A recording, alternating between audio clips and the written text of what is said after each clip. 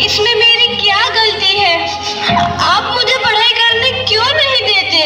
तेरी गलती है कि तू एक लड़की है। लड़का होती तो क्या बापू? लड़का होती तो क्या? ए लड़की, ज्यादा जबान ना चला, नहीं तो जबान हलक से खींचकर बाहर निकाल दूंगा।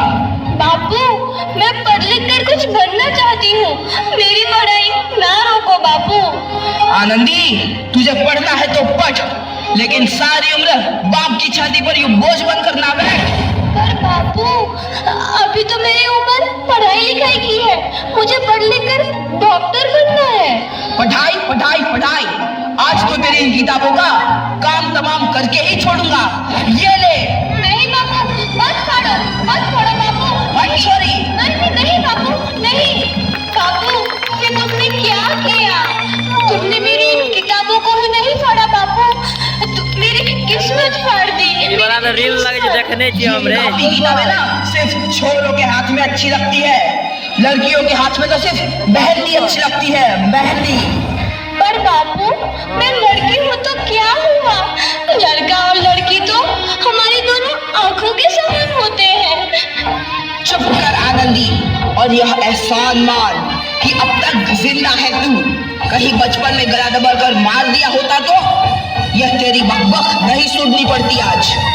पर बापू, मुझे चूल्हा जलाना अच्छा ना उतना ही अच्छा है तेरे लिए। और हाँ, तेरा ब्याह तो होगा, वो भी कल के कल। अपना जीवन है तुम्हारी यही कहानी, आंचल में है दूध और आंखों में है पानी। मुझे माफ कर दे बेटी, तेरे बापू के जिद के आगे मेरी एक न चलेगी। माफ कर दे बेटी, मुझे माफ कर दे। इस प्रकार मात्र 9 वर्ष की छोटी उम्र में आनंदी का विवाह गोपाल राव जोशी से हो गया। आनंदी को 5 वर्ष बाद आनंदी 14 साल की हो गई है। उसके घर एक शिशु ने जन्म लिया है। देखते हैं आगे क्या हुआ। देखिए ना, इसे क्या हो गया है?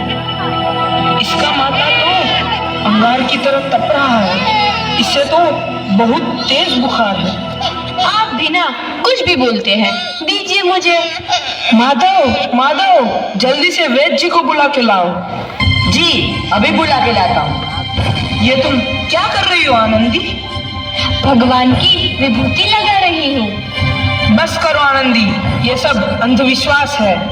अरे आप यकीन तो कीजिए, भाई जोरे। भगवान की कृपा से इसका माथा ठंडा हो रहा है और बुखार भी उतर गया है ना बाबू? देख बाबू, इसमें मेरी क्या गलती है? आप मुझे पढ़ाई करने क्यों नहीं देते? तेरी गलती है कि तू एक लड़की है। लड़का होती तो क्या बापू? लड़का होती तो क्या? ए लड़की, ज्यादा जबान ना चला, नहीं तो जबान हलक से खींचकर बाहर निकाल दूंगा। बापू, मैं पढ़ लिख कर कुछ बनना चाहती हूँ, मेरी पढ़ाई ना रोको बापू। आनंदी, तुझे पढ़ना है तो पढ़, लेकिन सारी उम्र बाप की छाती पर यूं बोझ बनकर ना बैठ। पर बापू, अभी तो मेरी उम्र पढ़ाई लिखाई की है, मुझे पढ़ लिख कर डॉक्टर बनना है। पढ़ाई पढ़ाई पढ़ाई, आज तो तेरी इन किताबों का काम तमाम करके ही छोड़ूंगा। ये ले। नहीं बापू, मत फाड़ो बापू। छोरी। नहीं बापू, नहीं। बापू, ये तुमने क्या किया?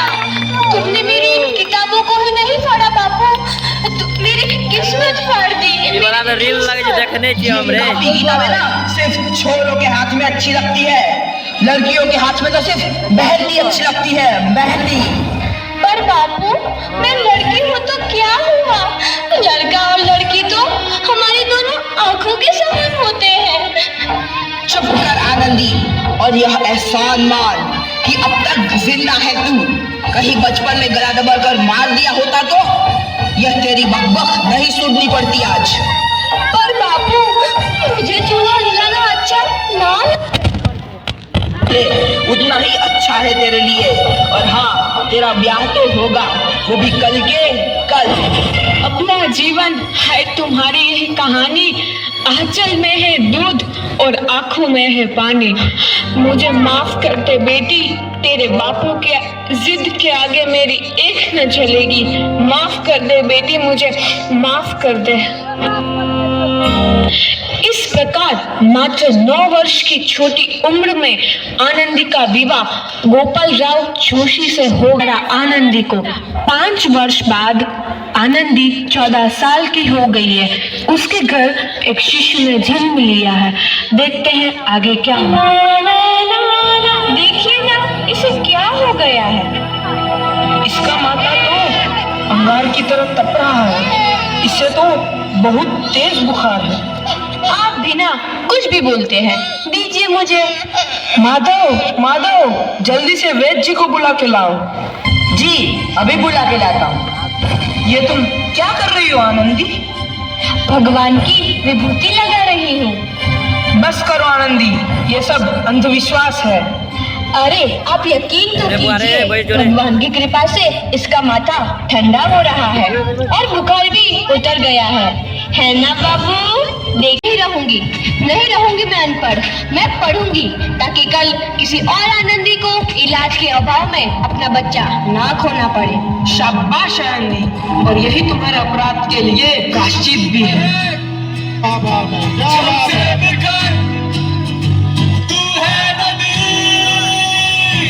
आनंदी, तुम्हारी 12वीं का परिणाम आ गया है। तुमने पूरे कॉलेज में प्रथम स्थान अर्जित किया है। आनंदी, तुम्हारी मेहनत रंग लाई है। तुम्हें शिक्षा वृत्ति मिली है। ये लो तुम्हारे अमेरिका जाने की टिकट। मुझे शिक्षा वृत्ति मिल गई, मैं अमेरिका जा रही हूँ। पर ये सब मैं अकेले कैसे कर पाऊंगी? दीदी, अपने आप को इतना कमजोर क्यों समझ रही हो? फिर इतना पढ़ने लिखने का क्या फायदा? तुम अभी गवार की गवार नहीं हूँ मैं अब गवार।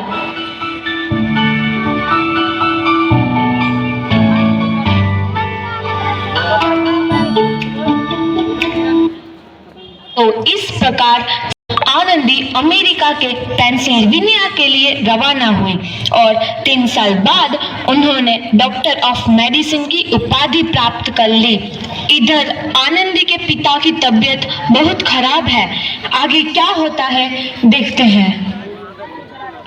लगता है अब मेरे जाने का समय आ चुका है। अब मैं नहीं बचूंगा। ऐसा मत बोलो। शहर के सिटी हॉस्पिटल में अमेरिका जल्दी हॉस्पिटल चलते हैं। बैठा रे, बचा बैठना। इस मरीज की हालत तो बहुत ही खराब है। कोई चमत्कार ही इसे बचा सकता है। ऐसा मत बोलो भाई। डॉक्टर साहब कब तक आ जाएंगे? लो आ गई डॉक्टर मैडम। डॉक्टर मैडम, जल्दी देखिए, मरीज की हालत बहुत ही खराब है।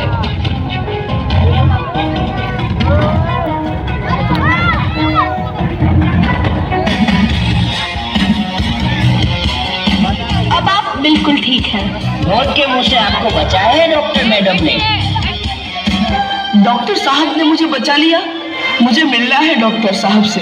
डॉक्टर साहब नहीं, डॉक्टर मैडम बोलो। डॉक्टर मैडम, उन्होंने ही तुम्हें जीवन दान दिया है। लो आ गई डॉक्टर मैडम, मिल लो उनसे।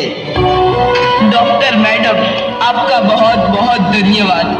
आपने मेरी जान बचाई। इसके बदले में मैं गरीब भला आपको क्या दे सकता हूँ? वचन चाहिए मुझे कि कभी ये नहीं कहोगे कि लड़कियां कुछ नहीं कर सकती। वचन? ये कैसा वचन? अरे श्यामलाल, तुमने पहचाना नहीं? तुम्हारी बेटी आनंदी। आनंदी? मेरी बेटी आनंदी? डॉक्टर? हाँ बापू, वही आनंदी जिसके लिए बचपन में तूने चूल्हा और दूल्हा के अलावा कुछ नहीं सोचा था। आनंदी, आनंदी मेरी बेटी, मुझे माफ कर दे। मैं तेरा गुनहगार हूँ बेटी।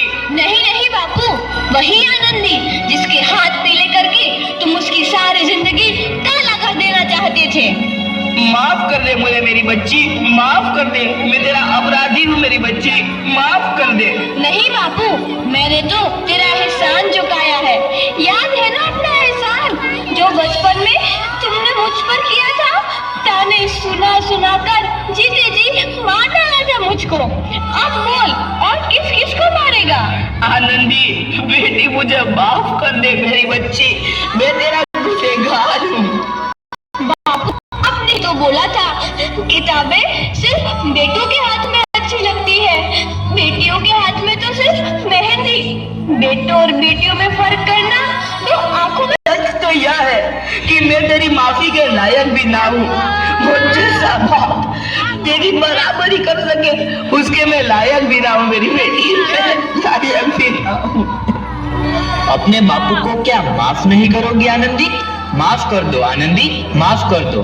सुबह का भूला यदि शाम को घर लौट आए तो उसे भूला नहीं कहते। बापू। तो इस प्रकार आनंदीबाई जोशी ने अपनी मेहनत और अटूट इरादे से न केवल भारत की पहली महिला डॉक्टर बनी, बल्कि आगे चल के उन लड़कियों के लिए सुनहरा रास्ता दिखा गई जो जीवन में कुछ करना चाहती थी।